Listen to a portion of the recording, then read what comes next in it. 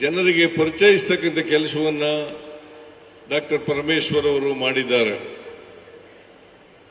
ಇದರಿಂದ ನಾವು ಅಧಿಕಾರಕ್ಕೆ ಬಂದ 3 ವರ್ಷದಲ್ಲಿ ಏನೇನು ಮಾಡಿದ್ದೇವೆ ಅಂತಕ್ಕಂಥದ್ದು ಜನರಿಗೆ ತಿಳುವಳಿಕೆಯನ್ನು ಕೊಡ್ತಕ್ಕಂಥ ಪ್ರಯತ್ನವನ್ನು ಕೂಡ ನಡೆಸಿದೆ. ಅದಕ್ಕೋಸ್ಕರ ಮತ್ತೊಮ್ಮೆ ಡಾಕ್ಟರ್ ಜಿ ಪರಮೇಶ್ವರ್ ಅವರಿಗೆ ಮತ್ತು ಅವರ ಎಲ್ಲ ಜಿಲ್ಲೆಯ ಎಲ್ಲ ಅಧಿಕಾರಿ ವರ್ಗದವರಿಗೆ ಧನ್ಯವಾದಗಳನ್ನು ಹೇಳಲಿಕ್ಕೆ ಬಯಸ್ತಾ ಇದ್ದೇನೆ.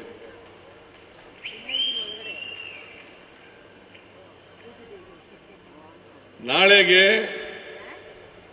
ಅಂದರೆ 20ನೇ ತಾರೀಕು, ಮೇ 20ನೇ ತಾರೀಕು ನಾವು ಅಧಿಕಾರಕ್ಕೆ ಬಂದು 3 ವರ್ಷಗಳು ತುಂಬುತ್ತಾ ಇದೆ. 3 ವರ್ಷಗಳು ತುಂಬುತ್ತಾ ಇದೆ. ಇದನ್ನ ಸಾಂಕೇತಿಕವಾಗಿ ಆಚರಣೆ ಮಾಡಬೇಕು ಅಂತ ಹೇಳಿದಾಗ ಡಾಕ್ಟರ್ ಜಿ ಪರಮೇಶ್ವರ್ ಅವರು ವಾಲಂಟಿಯರ್ ಆಗಿ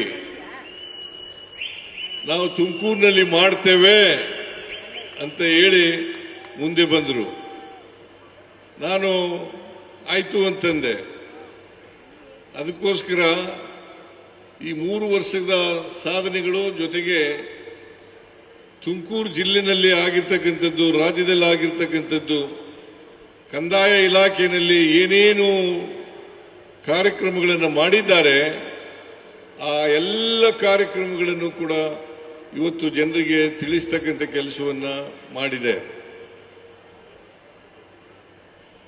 ನಾವು 3 ವರ್ಷಗಳ ಹಿಂದೆ ಜನರ ಮುಂದೆ ಬಂದಾಗ ಅನೇಕ ವಾಗ್ದಾನಗಳನ್ನು ಕೊಟ್ಟಿದ್ದು, ಭರವಸೆಗಳನ್ನು ಕೊಟ್ಟಿದ್ದು. ನಮ್ಮ ಪ್ರಣಾಳಿಕೆ ಮೂಲಕವಾಗಿ ಸುಮಾರು 592 ಭರವಸೆಗಳನ್ನು ಕೊಟ್ಟಿದ್ದು. 592 ಭರವಸೆಗಳನ್ನು ಕೊಟ್ಟಿದ್ದು.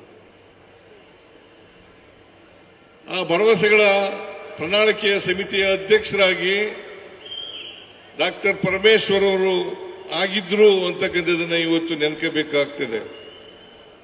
ಅವರು ಈ ರಾಜ್ಯದಲ್ಲಿ ಏನೇನು ಮಾಡಲಿಕ್ಕೆ ಸಾಧ್ಯ ಆಗ್ತದೆ, ಜನರ ಸಮಸ್ಯೆಗಳೇನು, ಅದಕ್ಕೆ ಪರಿಹಾರಗಳೇನು ಅಂತಕ್ಕಂಥದ್ದನ್ನ ಸೂಚಿಸತಕ್ಕಂಥ ಮ್ಯಾನಿಫೆಸ್ಟೋವನ್ನ ಜನರ ಮುಂದೆ ಇಡ್ತಕ್ಕಂಥ ಪ್ರಯತ್ನವನ್ನ ಮಾಡಿದ್ರು. ಅದರಲ್ಲಿ ಈಗ ಸುಮಾರು 592 ಭರವಸೆಗಳಲ್ಲಿ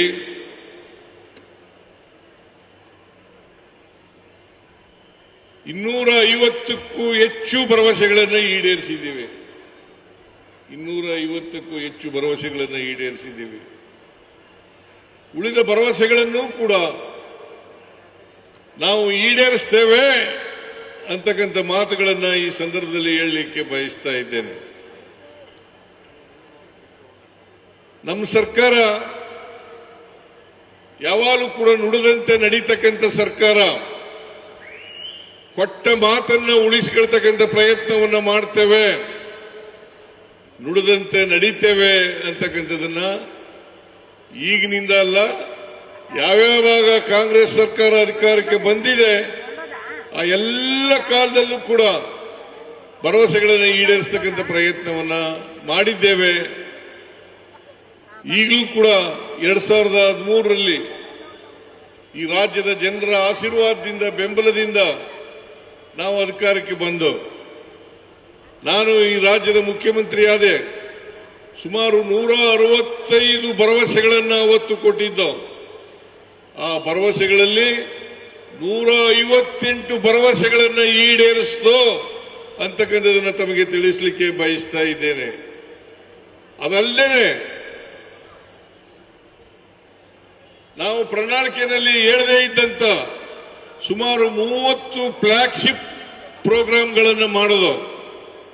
ಇದು ನಮ್ಮ ಜನತೆಗೆ ಕೊಟ್ಟಂತ ವಚನಗಳಲ್ಲಿ ನಾವು ಹೇಗೆ ಈಡೇರಿಸಿದ್ದೇವೆ ಅಂತಕ್ಕಂಥದನ್ನ ತಮಗೆ ತಿಳಿಸಲಿಕ್ಕೆ ಬಯಸ್ತಾ ಇದ್ದೇನೆ.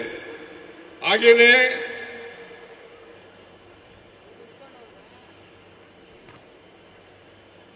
ಎಲ್ಲ ಕಾರ್ಯಕ್ರಮಗಳನ್ನು ಸುಮಾರು 5